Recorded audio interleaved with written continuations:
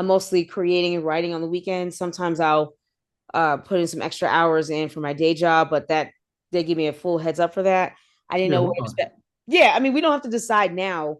I Well, can. no, and I can be flexible too. If we have something set, and believe me, it's not a burden on me. It's not like, oh my God, he's gonna hate me. I won't. Like if something comes up on your end and you're like, man, work flipped, I can't do this day. I'm like, okay, well, what works for you? And I'm like, okay, I can do that day. Cool, let's do that then. I'm a really easygoing person.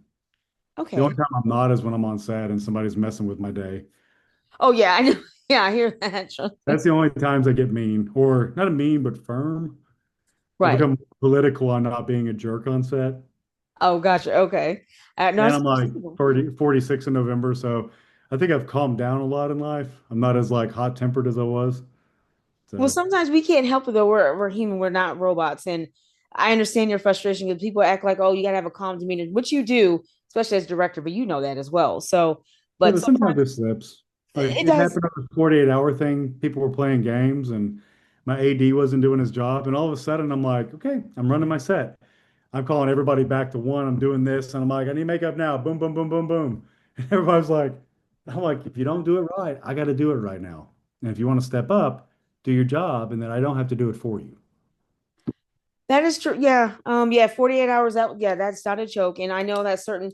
I'm sure you've been on. Not really. I'm not going to say really bad sets. I have been where Oh, I you have. have no. I have. I have been. I've learned from the mix in with the good and the bad. So Yeah. but I It's get so what you're busy. saying. No, like you said, when you lose your cool and everything, but at the same time, it's like when there's certain directors I work with, that literally would fly off the handle just for no reason and act like Stanley Kubrick, making people doing a million takes. I'm like, yeah, okay, but like I said, there's a cross the line. But I definitely get what you're saying. It's just I how think your he had brain. OCD back in the day and it just wasn't diagnosed. I think it was probably that with Stanley.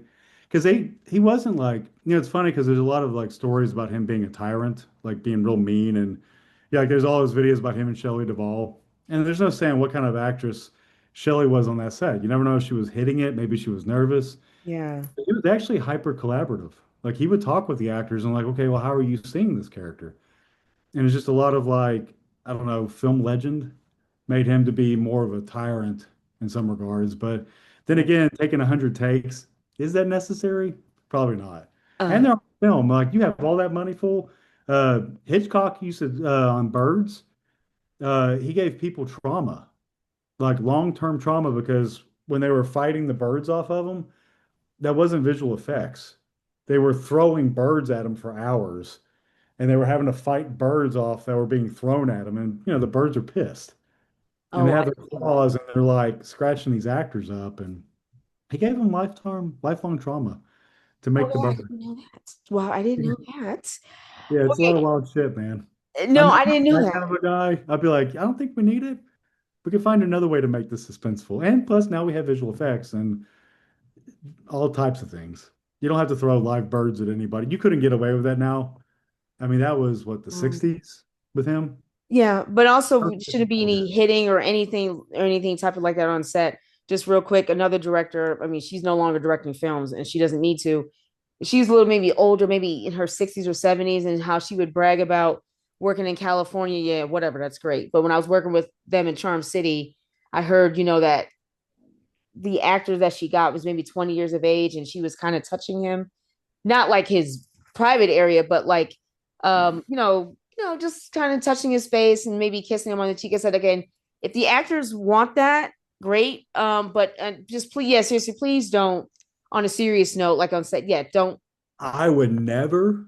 Oh my Yeah. God. I mean, especially like after the Me Too movement, but just Oh in yeah, general, because it's like, it's a respect thing. Like, I wouldn't want anybody just randomly touching my face or kissing on me. exactly. Yeah. I'm like, man, I got my bubble and I'm cool. We can give Right. hugs. I like to shake Right. hands, Right. but affection's gonna, if I don't know a person, like, No, just the man, way she was kind of like, directing it. No, not getting too, but again, man, like I said, unless the actor requests, hey, could you get this off my face or something? They don't want to move their pose. But just please watch your hands or whatever the hell the case is. And I know when the director or anybody giving direction, just what I've learned is that listen, man, y'all just need to you want the film made, but there does become a point, don't cross the line. Don't be flying off the handle, cursing, grabbing anybody, or hitting people. Hey, hey, get this. No, Well, serious. because it also drops the morale on set too. Because Yeah, then instead of being a collaborator, you're now a tyrant. And that changes everything. People yeah, don't want to be there anymore. The talent won't trust you because they're afraid of you. yeah. And then you've lost your connection. I mean, trust is a two-way street. Like the actors have to trust you to give direction to bring them where they need to be, and I have to trust the actors to take that direction and go where I want them to be. And so it's like you work together in harmony, and then once all those things happen, and then you collaborate together and you create something beautiful. Yeah, that's what it's supposed to be about. But yeah, you're right. A lot goes on behind the But when scenes. you get mean and mad, it scares people. Or it's just like, man, why am I here again? Like I turned down another gig to be here. Yeah. Oh, trust me. Yeah. So Then we've they all talk. Everybody talks. So as soon as you exactly. start like that, they come after you. Exactly. And did you want me to add that segment to the show? I guess like on a bad set. Oh yeah. Yeah, Okay. sure. We can talk Okay. about like set life and being a director and what that means. Okay. Like the responsibility of it. You're like the captain of the ship. Like you have to lead the people and you have to lead by example. Like they don't let me do it as much, but I'll still try to unload and load a grip truck. Oh wow. To Okay. grip a little bit. Like I'm an old camera crew. Now they tell me no, typically. Like I'll get a couple of cases in and they're Right. like, well, what are you doing? And I'm like, ha ha ha ha. Because Because you don't want to work with them.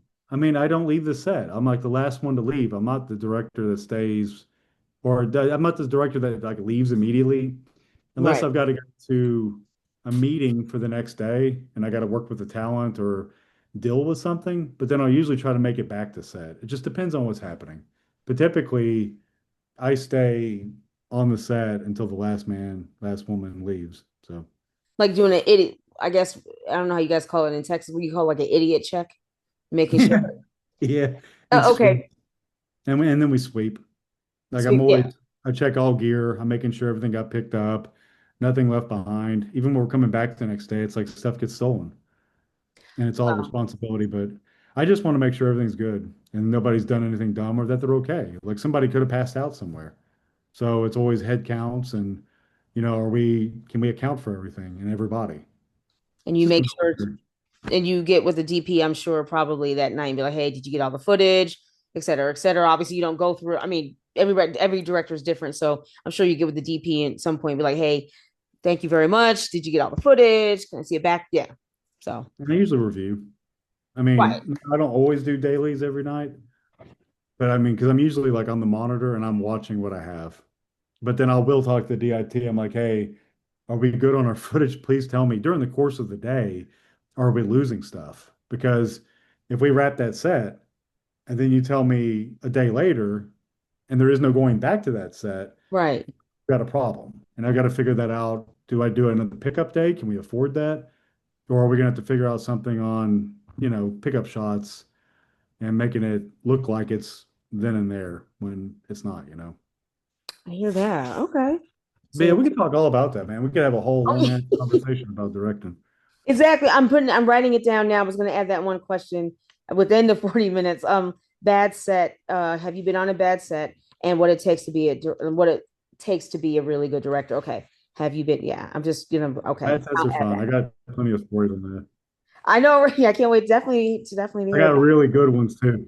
There was really. one, God, which one was I'm writing it down. no, I'll have to look up the name before we do it. But Okay. I just came into like photography. It was like an easy gig, like some extra money. And it was like this cheap roadside motel that they put the crew in while the cast and the uppers all got to stay in these little cottages and this nice little area and all that where they were like hanging out and sipping coffees and teas. We were at the roadside motel where the grips we were all cooking in the parking lot, like grilling every night and drinking beer to like no God. I mean, we were blasted every night. But I remember going into my room and flipping the light switch. And it's like a joke when you talk about like, man, the roaches scatter.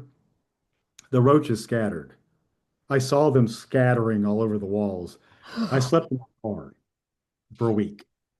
Woo. Yeah. I don't do cockroaches. They freak me Hell no. out. Woo. No, I do not. Ugh. If you lay down in that bed, guarantee they're going to be all over your ass at the nighttime. So that was probably the worst of the sets. Oh my I'm God. sure I could probably muster up some other ones, but That's I'll have to pull that disgusting. one up. That dude doesn't direct anymore. Oh my He's a real piece of work.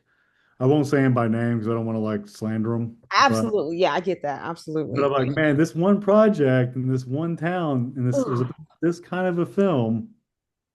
Wink, wink. Everybody that knows me, wink, wink. That'd be a fun one. I haven't thought about that film in years.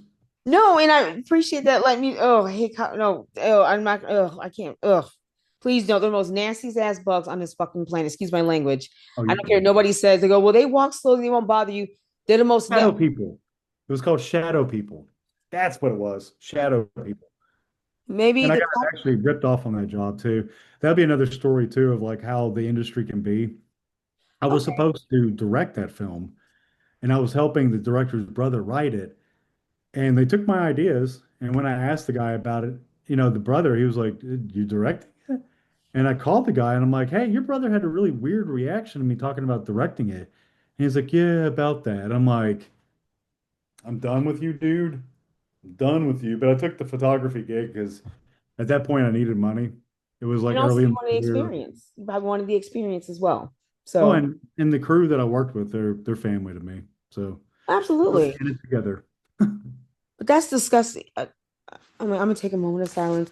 Woo! Okay. Ugh, thank you for. That's I don't bring up a sore memory for you, Samuel. So, Oh, okay. it's great. I mean, it's fun to joke about it because it was one of those sets where they treated the crew like shit.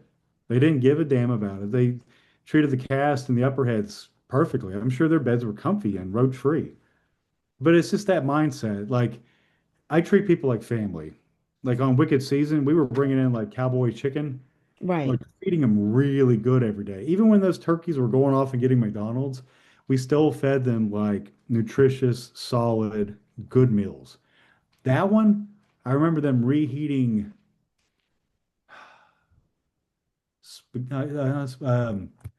Mexican spaghetti. It was like a spaghetti casserole, but it was 3 days old. And then shit like that. And it was just like, you treat your crew like family and they'll do anything in the world for you. If you treat them like that, you're done. And so I always kind of went forward with that in life of like doing the best that I could to make sure the cast and the crew, especially the crew too, was treated with respect. And I think it carries a lot of weight because then people remember you for that. And the fact that you don't, bullshit them and treat them badly. But Okay. Again, you're doing a film. You're not doing, excuse my language, fucking brain surgery. You want to treat those who are helping you. On a serious note, when people are taking people for advantage, like you said, based on what you told me so far, yeah, we're doing a film. You guys want the film made. I suggest you treat your cast and crew. And treat them like unfortunately, family. exactly. But then trust me, I'm not gonna waste this tonight or just in general, just how people will treat certain cast and crew, do anything just to get their film out, run you to the ground, working you more than 12 hours a day. Yeah, it's not And the long days happen. I mean, I've been on 14-hour days, 15-hour days, and they call for grace, and if they're cool with you, yeah, and then provide a meal. I mean, at least feed us before we're working way overtime. And I've been on lots of long days. Lots of long days at 13, 14 and higher. And if it's a good set, if it's a good environment, you've been working hard and you got your brothers and your sisters there, and we're all just kicking ass and we're tired, they'll do it. yeah, but I speaking of that, you need to feed as well as give drinks to the cast and crew. I've been on a set where that wasn't the case. They had to go to the store across the street to get drinks. They had Mhm. to go to another restaurant, which that was costing time when That's I was first AD on this one guy set. We had a restaurant that's great. You paid for it. Yeah, you are going to pay for it. I mean, again, that was volunteer work that we're doing, and we're taking our time, but he's like, you guys just come over when you're done. No, that's not how that goes. So you give either somebody 30, 40 minutes or an hour, and then you guys, hey guys, we have an hour, then we're going to get back on set versus that come when you fit. That's not what that means. You And said provide water on set so people don't dehydrate. you're supposed to have drinks, water. It doesn't have to be soda. Hell, if you don't want to do that, bottles, small bottles of water, but you do need to provide that on set. I'm not sure Water's why essential. people. Water's like if you don't do that, I mean, people will walk. because film will dehydrate you. And it doesn't even have to be a hot day, just you're working constantly. And that's just me coming from that production, like being a cam op and grip at Mhm. times. Yeah. Like it's hard work. That's why my body's all jacked up now. Oh my God. So